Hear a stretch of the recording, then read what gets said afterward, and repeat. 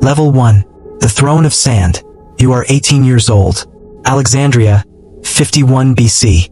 Your father, the pharaoh, is dead, and the kingdom is in chaos.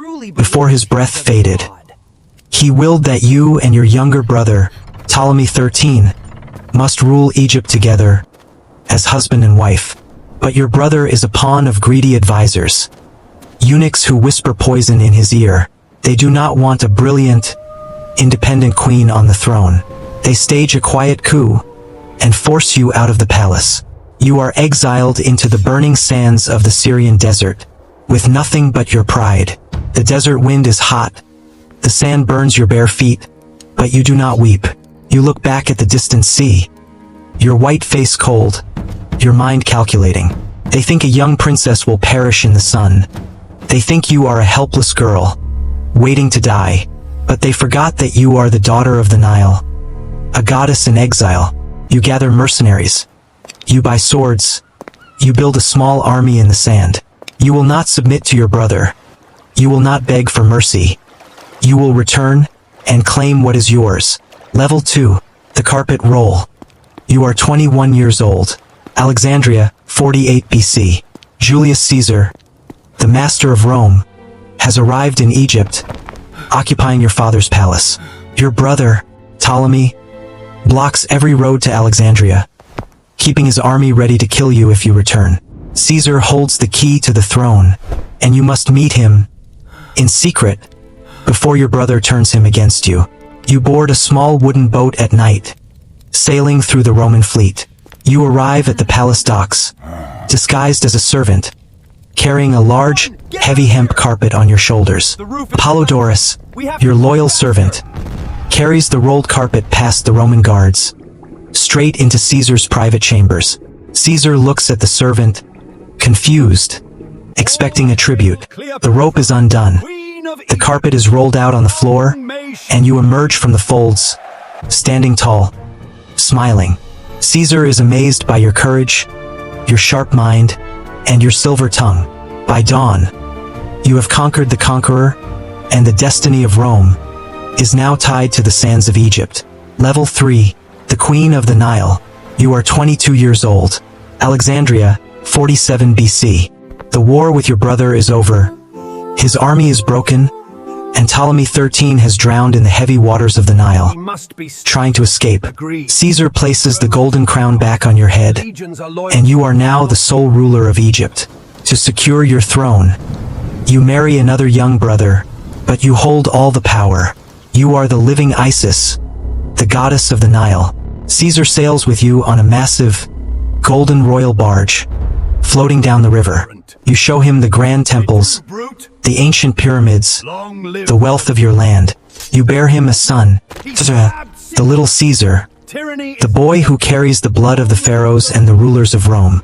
Your court is filled with gold, silk, and philosophers. Rome whispers about your influence, about a foreign queen who has enslaved their greatest general. But you do not care about their whispers. You have secured your dynasty. You have protected your people, and Egypt is green and fertile again. Level 4. The Ides of March. You are 26 years old. Rome, 44 BC. You are living in Caesar's luxury villa across the Tiber River, watching the politics of the Republic. The Roman senators look at you with hatred, calling you a foreign witch, a tyrant's mistress. Caesar plans to declare himself king, to make your son his heir. But the old Republicans are desperate. On the Ides of March, the daggers are drawn, and Caesar falls, bleeding under the statue of Pompey. The city erupts in chaos. Riots fill the streets, and your protection is gone. You realize that Rome is no longer safe for a foreign queen and her child. You flee in the dark, boarding a ship back to Egypt, holding your son close in the storm. You return to Alexandria, but the world has changed. Rome is divided between Caesar's heirs, Mark Antony and Octavian. They will need money, food, and ships for their next war.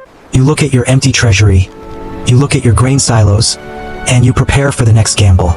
Level 5. The Golden Barge. You are 28 years old. Tarsus, 41 BC. Mark Antony, the commander of the Roman East, summons you to meet him in Cilicia to explain your neutrality. You do not go as a supplicant. You go as a queen of gods. You sail up the Cydnus River on a spectacular, golden royal barge. The sails are purple silk. The oars are silver, beating time to the sound of flutes and harps. You lie under a canopy of gold cloth, dressed as Venus, surrounded by children fanning you like cupids. The smell of burning incense drifts to the shore, filling the streets. Antony leaves his judgment seat, running to the river docks, amazed by the sight. He enters your barge expecting to interrogate you, but he stays to feast. You host grand banquets, serving wine in cups of gold, showing him a wealth Rome could never dream of. Antony is conquered by your luxury, your charm, and your intelligence. The alliance is sealed, and the Roman general has chosen the Nile over the Tiber. Level 6, the Roman Alliance. You are 34 years old. Alexandria, 35 BC. Antony has returned to your side, abandoning his Roman wife, Octavia, the sister of his rival Octavian. You give him gold for his legions, food for his campaigns, and he gives you Roman lands in return. Together, you rule the East like divine monarchs. You hold a grand ceremony in Alexandria. The donations. You sit on a golden throne, dressed as Isis, while Antony declares your children rulers of Armenia, Media, and Phoenicia. He proclaims your son Caesarion as the true heir of Julius Caesar, a direct challenge to Octavian in Rome. The Roman Senate is furious. Octavian prints propaganda, calling Antony a puppet, a traitor who has traded his Roman honor for a foreign queen's bed. War is inevitable, the final clash between the cold legions of Rome and the wealth of the East. You prepare your fleet, you build wooden warships, knowing that this war will decide the fate of the entire world. Level 7, the Actium Shadow. You are 38 years old. Actium, 31 BC. The sea is gray, and the Roman warships of Octavian block the bay. You stand on the deck of your royal flagship, watching the battle begin. Antony's heavy ships struggle against the light, fast galleys of Agrippa, Octavian's general. The wind shifts, the line is broken, and panic spreads through the fleet. You see the gap, you see the trap closing. In a moment of desperation, you order your 60 ships to hoist their sails, breaking through the lines, retreating back to Egypt. Antony sees your sails, abandons his soldiers, and boards a ship to follow you. The battle is lost, the fleet is destroyed, and your army in Greece surrenders without a fight. You return to Alexandria, but the shadow of Rome is long. You try to build a new canal, to move your ships to the Red Sea, but your enemies burn them. Octavian is marching, his legions are closing in, and the sands of Egypt are running out of time. Level 8, the Siege of Alexandria. You are 39 years old. Alexandria, 30 BC. The Roman legions stand outside the city gates, their swords glinting in the hot sun. Your soldiers desert, your allies submit, and the city is silent. You retreat to your massive, two-story stone tomb, which you have filled with your treasures: gold, silver, ebony, incense, and dry firewood. You tell the guards that if Octavian enters, you will set it all on fire, burning yourself and the wealth of Egypt to ash.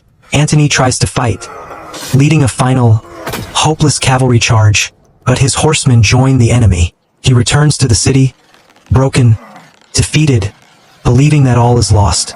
The streets are empty. The wind blows dust through the marble columns, and the shadow of Octavian's empire is falling over the palace. You lock the heavy wooden doors of your tomb, preparing for the final act. You will not be captured. You will not be a trophy. Level 9, the False Death. You are 39 years old. Alexandria, 30 BC. The rumor spreads through the city, whisper after whisper, saying that Cleopatra has already died inside her tomb. Antony hears the rumor, and his heart breaks. His world collapses. He has lost his army, his honor, and now, his queen. He draws his Roman sword, and falls upon the blade, choosing death over defeat. But the rumor was false. You are still alive. His bleeding body is carried to your tomb, and your servants pull him up through the high window, using heavy ropes. You cradle his head in your lap, wiping the blood from his face. Weeping, Antony dies in your arms, the last Roman general to love Egypt. Octavian's soldiers break into the tomb, capturing you before you can light the fire. They lock you in the palace, keeping you under guard. Octavian visits you, looking at you with cold, calculating eyes. He wants you alive, to walk in chains. Level 10. The Golden Tomb. You are 39 years old. Alexandria, 30 BC. You are a prisoner in your own palace. But you are still a queen. You learn that Octavian plans to put you and your children on a ship to Rome, to march you through the streets in heavy iron chains, as trophies of his victory. You refuse to be his ornament. You refuse to show him your tears. You ask for a final, grand bath, and dress in your royal robes, wearing the gold cobra diadem, looking like a goddess. A loyal servant brings you a small basket of ripe figs. Hidden beneath the green leaves is a small asp, the sacred cobra, the messenger of the gods. You hold the cold snake against your warm skin, feeling the sharp bite, the burning poison moving through your veins. You lie down on your golden bed, closing your eyes as the darkness takes you. Your maidservants die beside you, loyal to the end. Octavian enters the room too late, finding only a dead queen, silent and free. Level 11. The Last Pharaoh. You are 39 years old. Alexandria, 30 BC. The poison was swift, and the crown remains on your head. Octavian wins the war, but you stole his triumph. He orders your son, Caesar, the last heir of Caesar, to be executed, ending the line of Ptolemy. Egypt is declared a province of Rome, its ancient wealth swallowed by the new empire, its pharaohs gone forever. The 3,000-year dynasty is dead, but Octavian could not chain your memory. The queen who conquered Rome's greatest generals with her mind, who chose a snake over surrender, becomes an immortal legend. Your golden city of Alexandria will sink into the sea. Your tombs will be lost in the sand, but your name will ring through history. A goddess who ruled with ash, blood, and pride.